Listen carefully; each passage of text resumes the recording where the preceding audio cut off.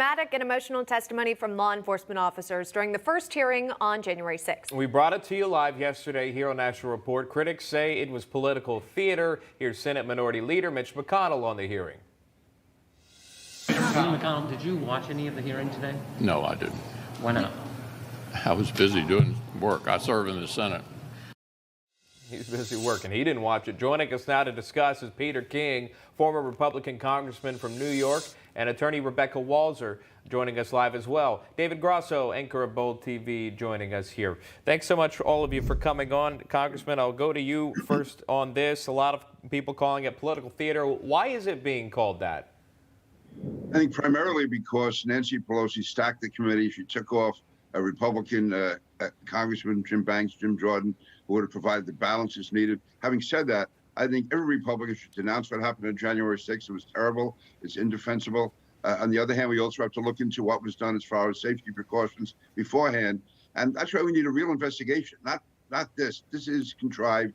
And also, I have to say, the theater to me was the Democrats showing the sorrow and anguish of what happened to the cops. When last summer they were calling them stormtroopers, and none of them came forward to defend the cops when they were being hit with bricks and rocks and being killed and being spat on all over the country from one end to the other during the race riots, the Black Lives Matter and Antifa riots of the summer of 2020. So there's total hypocrisy on their side, and that's why I think people are calling it theater. Having said that, we need a real investigation, not what's going on now. Yeah, Rebecca Walser, there are two Republicans who are serving on this committee, Congressman Adam Kinzinger and Congresswoman Liz Cheney as well.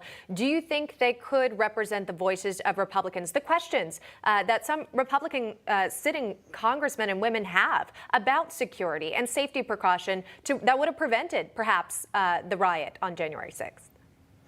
You know, and I think that that's a good point, that we really need an investigation into why Speaker Pelosi refused the additional, troops that were offered by President Trump, and because they were forewarned by the FBI that something could happen. And I agree with Peter that we should definitely denounce all violence of all kinds. But there are certainly a big problem when you juxtapose the fact that we had, Antifa and Black Lives Matter rioting for the entire summer, and it was called, peaceful protest. It was called a lot of things by a lot of people, but certainly it wasn't called rioting and looting and all of those things. None of it is right. None of it's correct, no matter who does it, no matter what side it's on. It's all to be condemned. But the falsity that the American people see of this is the fact that we do have two Republicans, Liz Cheney and Adam Kinzinger, on that panel, and yet those are both very vocally anti-Trump Republicans, and we know that Liz Cheney really doesn't have a chance to get reelected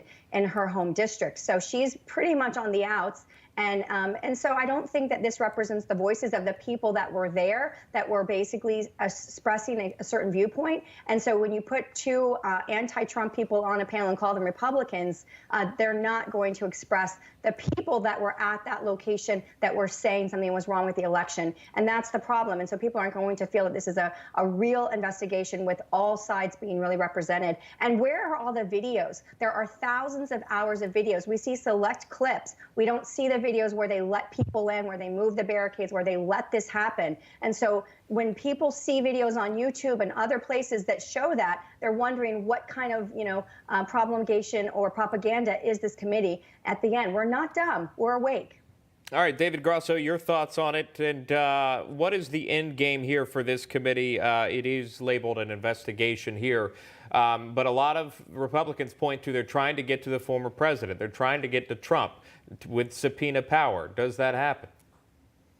You know, there's a credibility crisis in this country, and everything that the panel is saying is correct. Like, we try to delegitimize the other side, and what we really want here is to prevent this from ever happening again. And unfortunately, the politicization of this committee by both sides really is undermining its legitimacy. We really should look for keeping our lawmakers safe to do the work of the people, who is us, and really look past partisan squabbles in this investigation. What happened was lamentable and should be condemned, as should all violence should be condemned.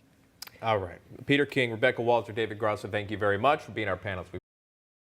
Hey, I'm Rob Finnerty. Thanks for watching. If you enjoyed this video, please join the conversation in the comments below. Don't forget to subscribe, too. Hit the bell icon to be alerted to breaking news. And remember, there's a whole lot more on Newsmax TV, America's fastest growing cable news network. Newsmax TV, we're real news for real people.